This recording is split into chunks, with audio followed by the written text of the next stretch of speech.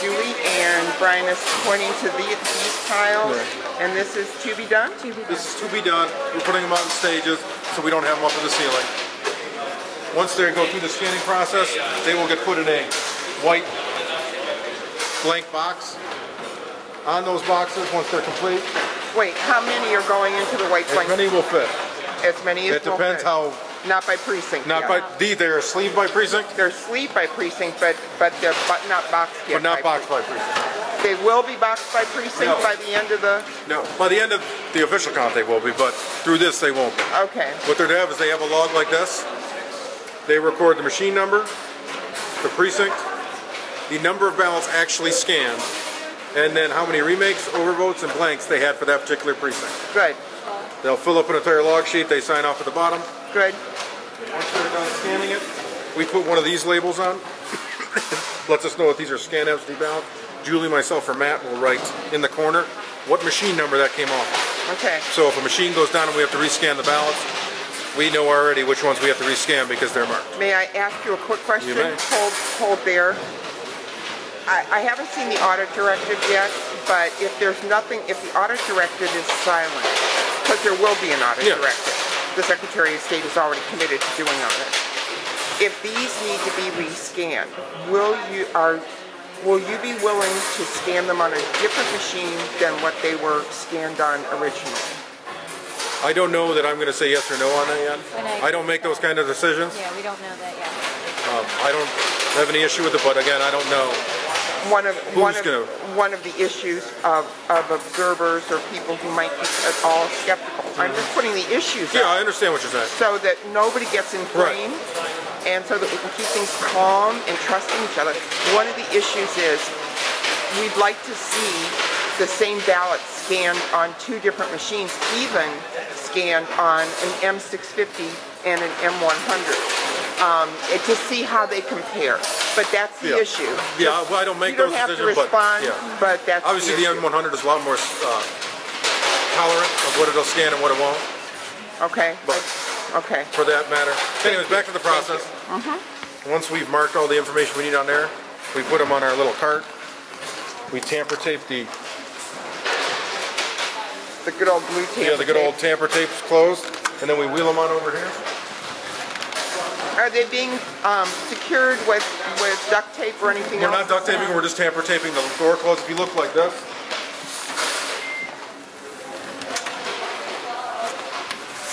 we're sealing them like this.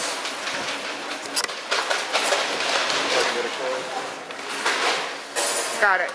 Don't worry about it, I got it. And then we'll tamper tape this closed, and they should never be opened until an audit or a recount or a what have you. And then they get put on the rack. You're about 4:30 again. Till. Matt. On what rack? Wow. Well, because we're going to fill up the vault. With what? With election day ballots. We don't want to move them twice. With poll ballots. With poll ballots. I call them poll ballots. Yeah, whatever. Polling ballots? Yeah. We don't want to move them twice. We've got a guard here 24/7. We've got cameras on that particular thing on the door. It's okay. The security. The only thing that's different between that and that room is that door. You've got one double locked door in between that, so the security is 95% the same. Who all has access in and out of here without having to sign in or blah blah blah?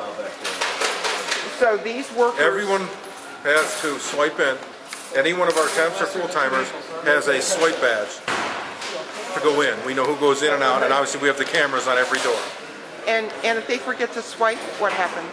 If we catch them, they get a verbal warning the first time. The second time they'll get written up. Okay. And the third time, and then there won't be a third time. So. You know I'm not challenging you. No, I'm just I understand. I understand your questions. They're valid questions. Okay. You know, I mean, it depends who catches them. I'm sure if Jane's in one of her lesser friendly moods and she catches someone, you may not get the verbal warning. How did yesterday's test turn out after you had to do it? I'm sorry. Yeah, we're fine. We just reran it with the 3 additional and it came out perfectly. What happened with the double bubble that Matt so kindly did for us? We didn't. Did it come out as a blank? It comes out as an overvote. So it would get shoved before someone's eyes. It would say right on there, you have overvoted our presidential race. And hopefully they would reject that back to you and take that to the board and say, hey, look, I'm voting for the same guy.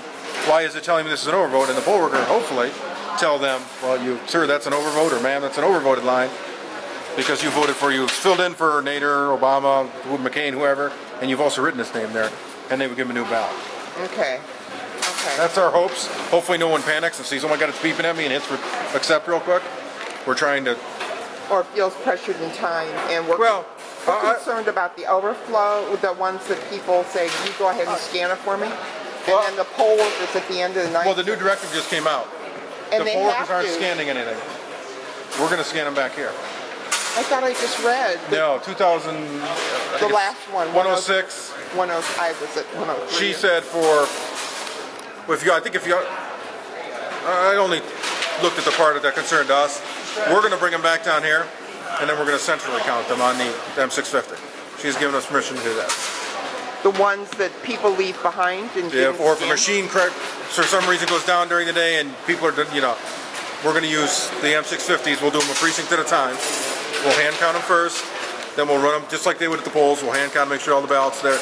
We'll run them through and make sure that count matches, and then that'll be your... Okay, I thought I read that oppositely. Yeah. I think she broke it into two parts. For counties that are already doing it the other way, you can still do it, but this is what she recommends. And then for counties that are doing it back at the BOE, here's how she recommends to do it.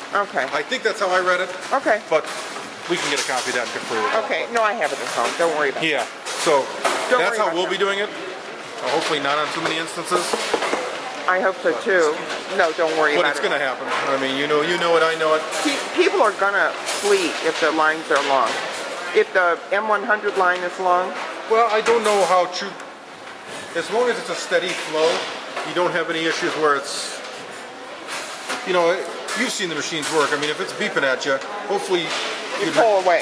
You'd pull the ballot back to you, and then if you stand there at the M100 and try to figure it out, now that's going to cause line. Hopefully, if the poll worker sees an individual standing there struggling with whatever, they'll come over. They'll come and say, "May I assist you?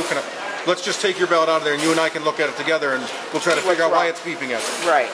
I hope that's what I'm hoping. No, is that going to happen everywhere? It's not. I know it's not. But that's what their goal should be. Right. The trainers really did a good job. They just didn't have enough time, and I don't think they trained adequately on that. I haven't had a chance to talk to Chantil. I mean, don't worry about it. I mean, it's improved. As far as I know, you can rent your in and out, up and down. So. Okay. Well, I'm not going to do that until Denise is clear up about it because I don't want to make her uncomfortable. Yeah, that's fine. I was just going to go over. I'm fine here. Okay. Well, I'm fine. If you want to, I'll walk you in and out. If you want. If you still want to go in there, come get me or Julie. I think I'm fine. And we'll gladly walk you. I think I'm fine. What I would like to know before I leave is approximately how many overvotes are being picked. Approximately, I can get you a rough number, but I won't have an. I don't mean a total necessarily. Like how many per batch? I know the batches are different size. Yeah, they're different size. I'd hate to give you any figurative numbers till we get to the end. We weren't planning on counting anything up to the end. You can look at it. I mean, just on this. We've got, I'd say there's probably 20 overvotes, and they've done 2 boxes, probably a couple thousand ballots. Okay. So on an average, I'd say this looks like about 20, doesn't it?